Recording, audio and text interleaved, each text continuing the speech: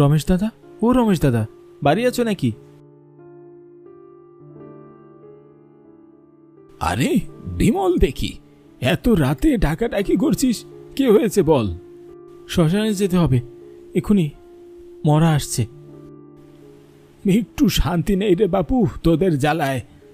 কদিন পর পর মরা আসছে, শুধু মরার ধুম পড়লো নাকি?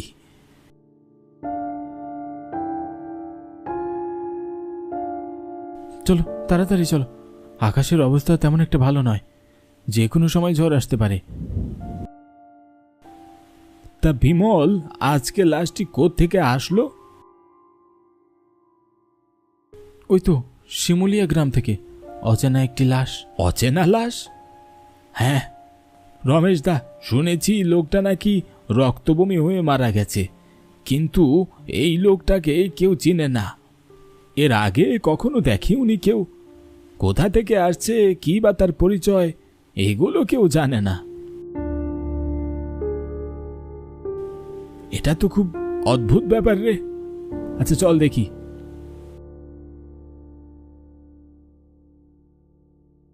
রমেশ দাদার একটাই কাজ, তা হলো শ্মশানের লাশগুলো পুরানো। শ্মশানে রাতবিরেতে যে লাশগুলো আসে সেগুলো পুরানোর কাজ এই রমেশ দাদারই। ঘন অন্ধকার, শুনশান নীরবতা, শিয়াল ডাকতে শুরু করলো। রমেশ, বিমল, কার্তিক, ভূপেন, হরিশ মিলে লাশের খাটিয়া ধরে এগিয়ে চলল শ্মশানের দিকে। চারপাশে গাছপালা আর ঝোপঝাড়ে ভরা। এই যে দক্ষিণ পূর্ব দিকে কিছু বাঁশের ঝোপ দেখা যাচ্ছে, ওইখানে একটা শ্মশান আছে। 10-12টা গ্রামের একটাই শ্মশান। আপনজন মারা গেলে দূর দূরান্ত থেকে সবাই এই শ্মশানে এসে লাশের সৎকার করে।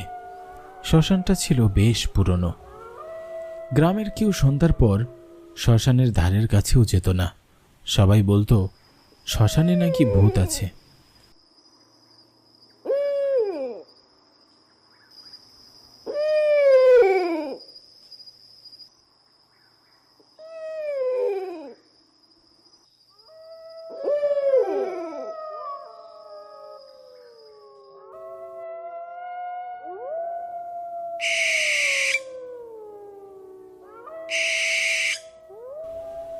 রমেশ দা, রাত তো প্রায় 2টা বাজে, তাড়াতাড়ি চিতায় আগুন দিয়ে দাও, সময় নষ্ট করা একদমই ঠিক হবে না।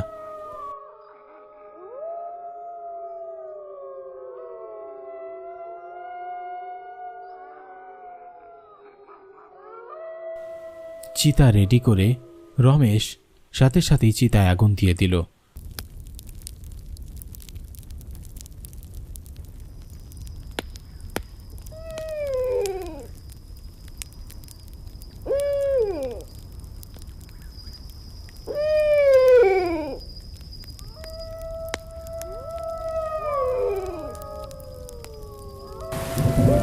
ঠিক তখনই অলৌকিকভাবে অঝোর বৃষ্টি শুরু হয়ে গেল।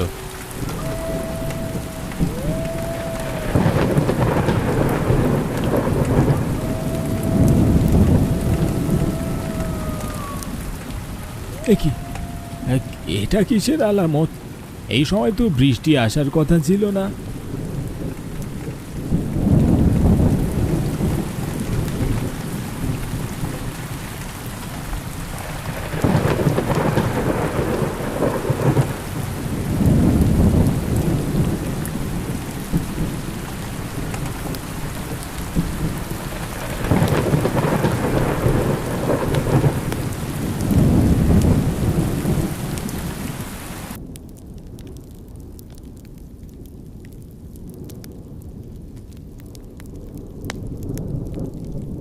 চিতার আগুন নিভে গেল।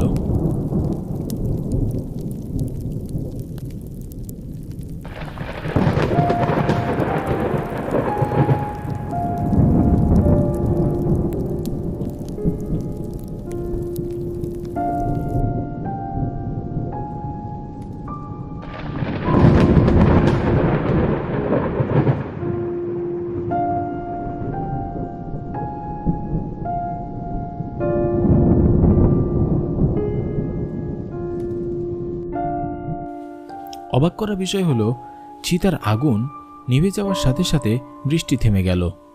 পুরো শ্মশানে এখন নীরবতা বিরাজ করছে। একটু পরে আবার রমেশ চিতায় আগুন দেওয়ার চেষ্টা করলো, কিন্তু এবার চিতায় আগুন দেওয়ার সাথে সাথে কি আবার রহস্যজনকভাবে বৃষ্টি শুরু হলো।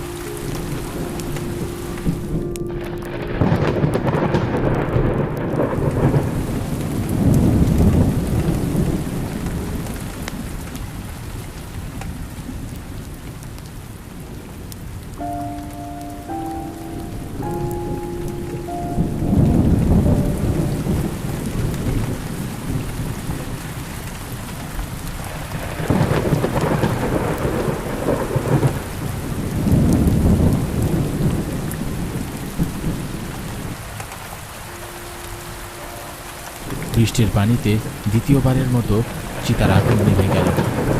কেন জানি সবার মনে হলো এক অদৃশ্য শক্তির কাজ এই লাশটাকে পোড়াতে দিচ্ছে না। কিন্তু এবারের বৃষ্টিটা আর থামছেই না, বিরামহীনভাবে পড়েই যাচ্ছে।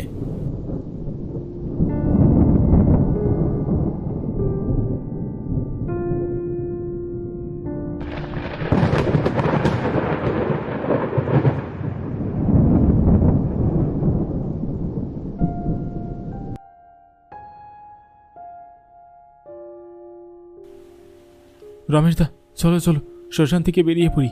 এই পরিবেশটা আমার কাছে একদমই ভালো মনে হচ্ছে না। কোনো বিপদ হওয়ার আগে এখান থেকে চলে যাওয়া উচিত।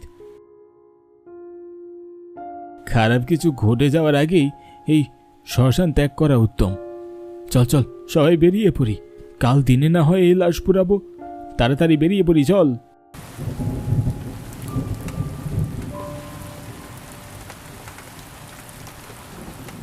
রমেশ, আমাকে রেখে কোথায় যাচ্ছিস? আমার দেহটা তো এখন জন্তু জানোয়ারে টুকরো টুকরো করে ছিঁড়ে খাবে। এটা কিন্তু একদমই ভালো করলি না।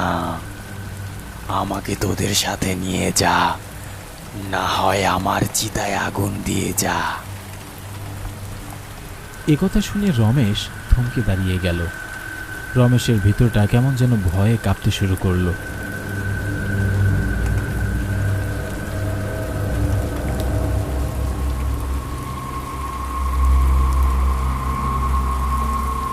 এই থামলে কেন? তাড়াতাড়ি চলো। দেখতেই তো পাচ্ছ বৃষ্টি একদম থামছেই না, তার সাথে বজ্রপাত হচ্ছে। আরে রমেশ দাদা, চলে এসো। এই শ্মশানে থাকাটা একদমই ঠিক হবে না। তাড়াতাড়ি বেরিয়ে পড়ো এখান থেকে। এটা কোনো সাধারণ লাশ না। এর চিতায় আগুন দেওয়া আমাদের পক্ষে সম্ভব নয়।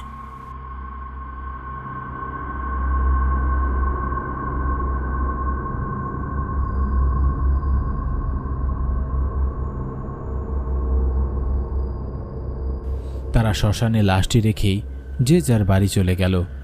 চারদিক ধূম অন্ধকার, আকাশে বিদ্যুৎ চমকাচ্ছে। জঙ্গলের পাশ থেকে ভেসে আসছে অনবরত মাংস খেকো শিয়ালের ডাক।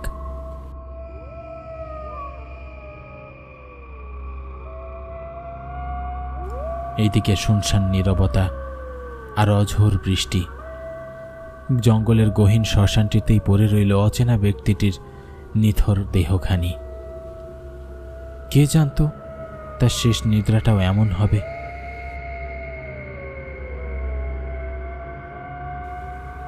রমেশ বাসায় এসে ভাবছে,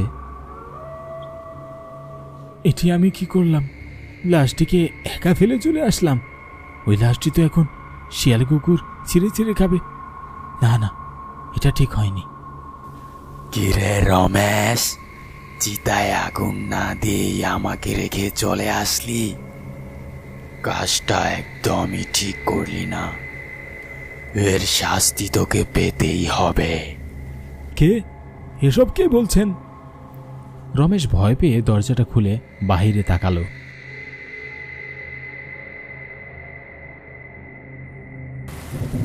দেখল সেই লাশের খাটসহ দেহটি রমেশের ঘরের সামনে, আর খাটের উপর লাশটা লম্বা হয়ে দাঁড়িয়ে আছে। এ কি? এই লাশ এখানে আসলো কি করে? এটা তো শ্মশানে ছিল। আমি শ্মশানেই ছিলাম, আর এখন এখানে এসেছি তোকে শ্মশানে নিয়ে যেতে। চল আমার সাথে, গিয়ে দেখ শিয়াল কুকুর আমার অবস্থা করেছে কি? এটা বলেই লাশটি হাওয়ায় মিশে গেল। বৃষ্টি থেমে গেছে। তখন রাত 3টা বাজে। রমেশ হাতে একটা হারিকেন নিয়ে নিভু নিভু আলোতে এগিয়ে চলল শ্মশানের দিকে।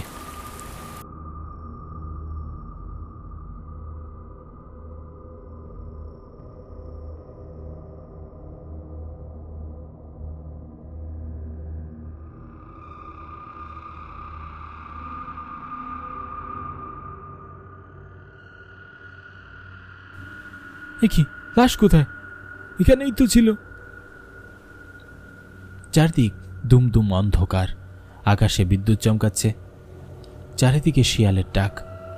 একটা নরকীয় পরিবেশ ঘটে, কিন্তু রমেশ দেখতে পেল সেখানে কেউ নেই। লাশটি যেন কোথায় চলে গেছে। চিতার কাঠগুলো এদিক ওদিক ছড়িয়ে ছিটিয়ে আছে। আকাশের পরিবেশ খুব খারাপ, যে কোনো সময় ঝড় নামতে পারে। তাই রমেশ আর এক মুহূর্ত দেরি না করে শ্মশান ত্যাগ করল।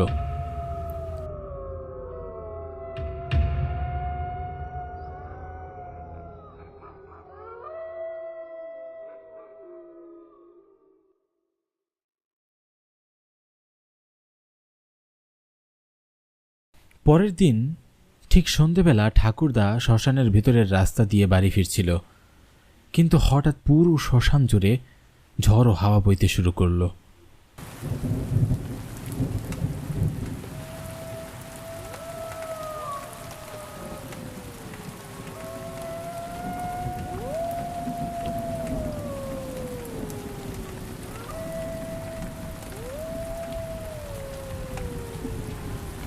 এ কি বাপ যে এখনো বাজার থেকে আসলো না? এই ভুবন, চল তো আমার সাথে একটু গিয়ে দেখি শ্মশানের রাস্তাটার দিকে। চল ভাই, রাস্তায় যেয়ে দেখি, কারণ শ্মশানের রাস্তাটা দিয়েই তো বাবা বাড়ি ফিরবে। কে জানে কোনো বিপদ হলো কিনা। হরিশ আর ভূপেন হাতে হারিকেন নিয়ে দুজনে মিলে বেরিয়ে পড়ল 100 বছরের পুরনো সেই শ্মশানটার দিকে।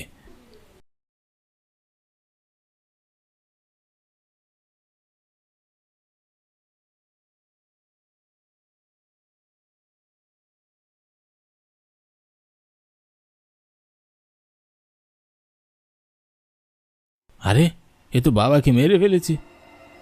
কেমন করলো?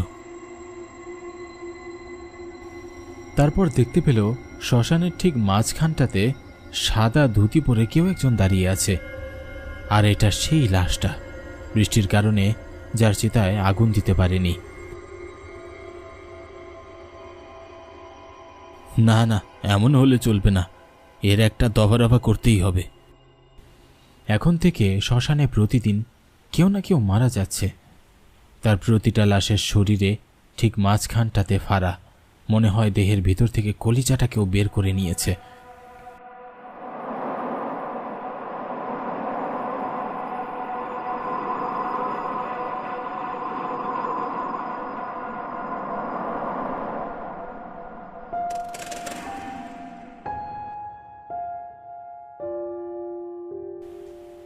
গ্রামের সব লোক এক অষ্টতান্ত্রিকের কাছে সবকিছু খুলে বলল।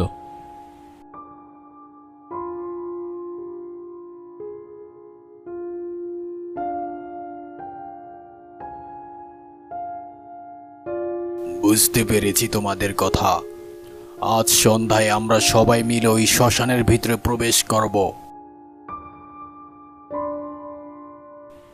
কথা মতো সন্ধ্যা হতেই গ্রামের সব লোক অষ্টতান্ত্রিককে নিয়ে শ্মশানের দিকে অগ্রসর হলো।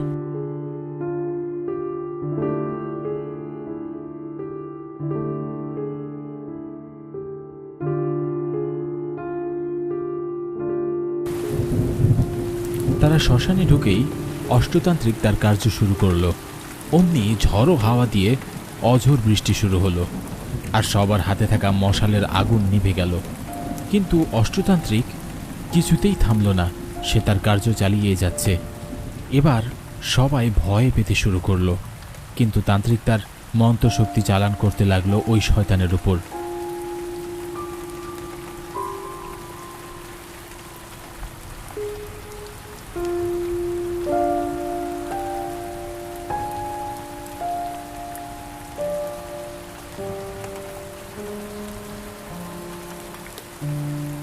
অষ্টতান্ত্রিক সেই শয়তানকে বন্দী করতে সক্ষম হলো। আর পুরো শ্মশান নীরব হয়ে গেল। সেদিনের পর থেকে ওই শ্মশানে নতুন করে আর কাউকে মরতে হয়নি, কারণ শয়তান এখন অষ্টতান্ত্রিকের হাতে বন্দী আছে।